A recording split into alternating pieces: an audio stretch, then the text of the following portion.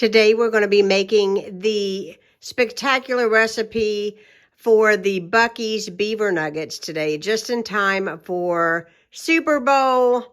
I think it's going to be a good one. This is going to be a good one. So stay tuned, get the recipe, try it. Let me know what you think. It looks pretty amazing to me. Hello everyone, and welcome to Heidi's Home.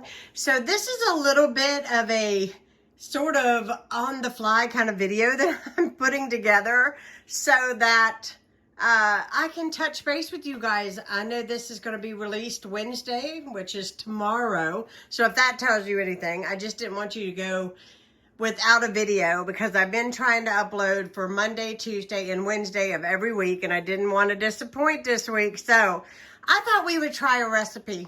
I have been wanting to make this for a really long time.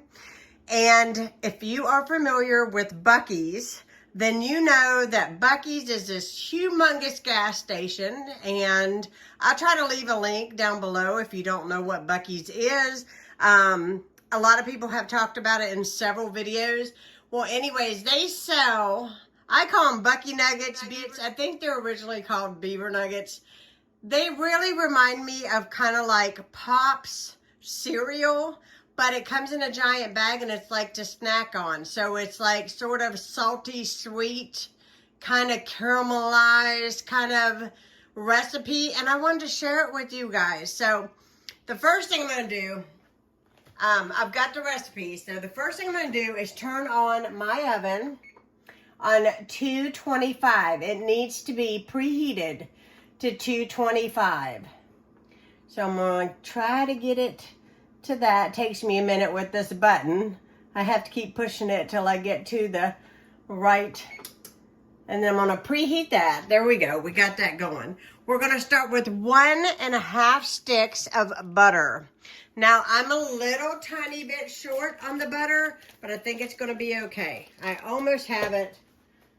But I think it's going to be all right. So you want to start out with that. Put my butter in here. Then you want to put in 1 cup of brown sugar. There is mine. It's the light brown sugar. I'm going to add that in there. 1/2 cup of Karo syrup. This is the light Karo syrup. I'm going to add that in. Probably going to just take my spoon and get any excess out. Now, to make Karo syrup more easily released from your cup, you can spray a little bit of non-stick cooking spray on the inside of your cup and it will release a little bit better. But I didn't do that today. Probably should have, but I didn't do it. Okay, so there we go. We have our Karo syrup. Now we're going to add in a teaspoon of salt. Right in there. Notice I use my hand to measure that.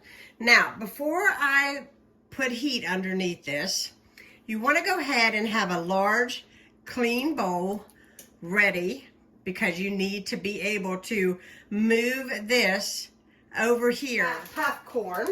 Finally found it. I had looked for it everywhere, and I finally found it at Aldi. Here it is. You can use the plain or the butter. They only had butter or cheddar, and so I opted for the butter. And you're going to need 2 of these bags. They are 5-ounce bags, and you want 10 ounces. So what I'm going to do is I'm going to empty 1 bag into my bowl so that it is ready to start mixing up. Okay? And I'm going to set this aside over here. And then you want a cookie sheet lined with parchment paper. And so when we get to that part, I'll explain what we need to do. So I'm going to go ahead and turn the heat on underneath my butter mixture here. You just want this to get all nice and melted And then you want to bring it up to a boil for 5 minutes. You want to get some vanilla extract ready. You need a teaspoon of it. And you need a teaspoon of baking soda, which I have in this great big container that I keep up in my cabinet. And I've got my teaspoon ready here. So we just want to allow this to melt, and when it melts, I will come back and show you what I do next. So I do want to come in here and say that you do want to stay with it, and you want to stir it, because you don't want your sugar to burn, because it will burn, and you don't want it to burn. So obviously the best thing is to stay near the stove and just keep stirring.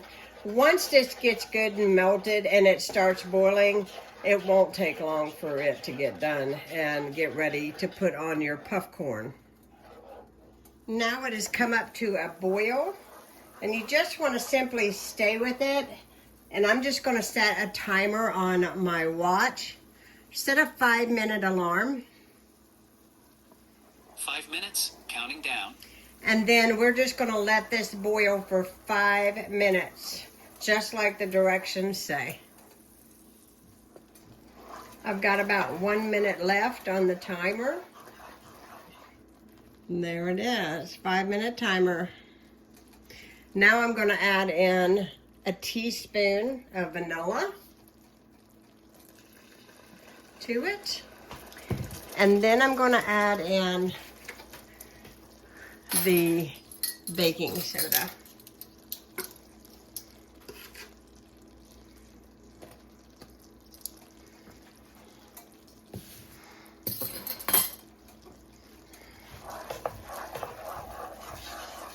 You're going to see this fizz up. It's going to get big. I'm going to turn the heat off. You see that? How it changed consistencies? Now it's thick. You just want to make sure all that's good and combined. I'm going to do, this is 5 ounces in this bowl, and since I didn't have the full amount of ingredients, I had a little less. I'm going to do half, stir it, see how it looks, and then we'll see how much of the other bag I can get coated.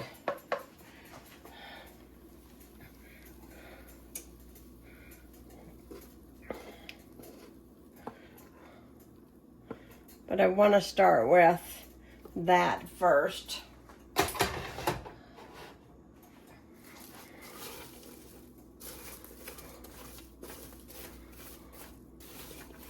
And then pour it out on my cookie sheet here.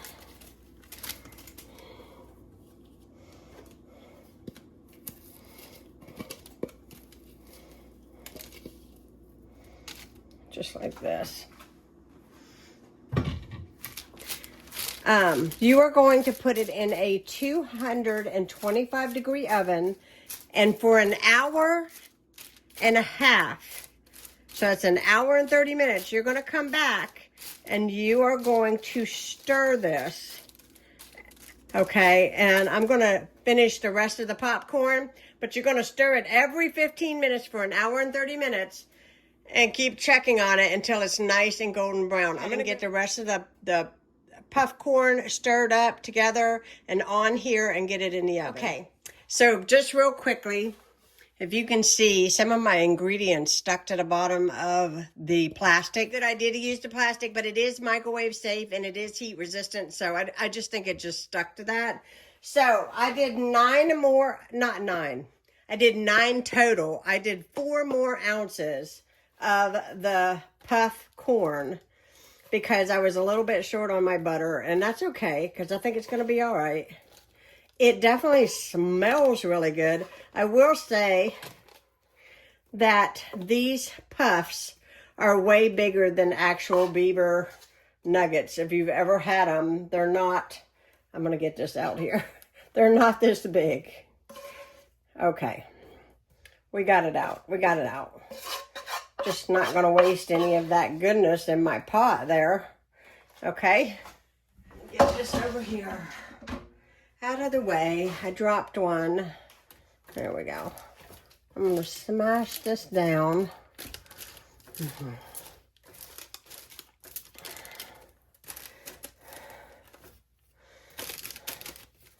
So, I am just going to leave it like this, and then I'm going to put this in the oven. It's almost like when I made my caramel popcorn. If you all have seen me make my caramel popcorn, it's pretty much the same thing. I'm going to put this in, like I said, a 225-degree oven, and then I'm going to set on my phone a 15-minute timer and come back and stir it.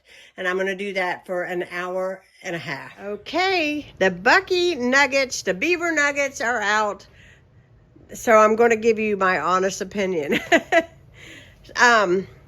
I will tell you, they're still a little bit warm, and you have to break them up after they cool. But here it is. Hopefully it'll focus. There you go.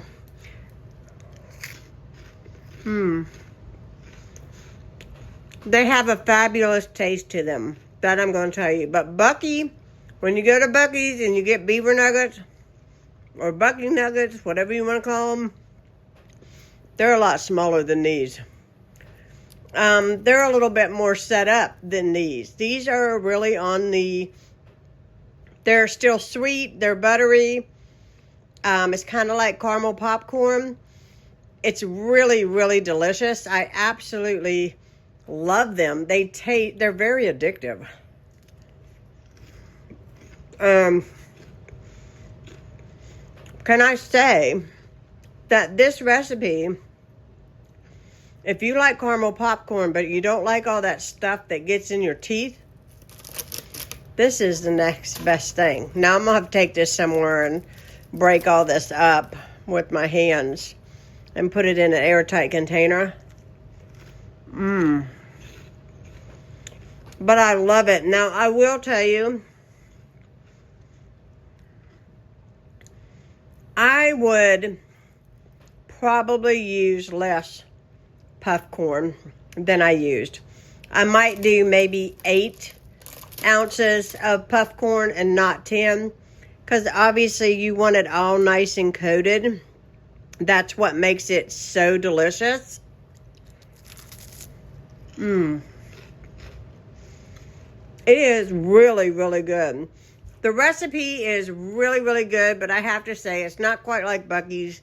But as far as taste and whether or not I'll be making this again, I totally will. This would be sensational to make for Super Bowl. And that's just Sunday.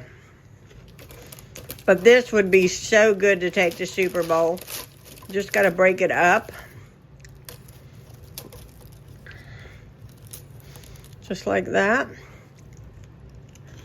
Really, really good. 10 out of 10 for me. Not quite like Buc-ee's, but as good as Buc-ee's. In fact, I kind of like this a little better. Don't tell. But thank you so much for watching. I hope you all enjoyed seeing this recipe. Have you made this? Let me know. And I will be talking to you all again soon. If you are new to my channel, hit that subscribe button. Give this video a thumbs up. And I'll be talking to you all again soon. Bye, guys.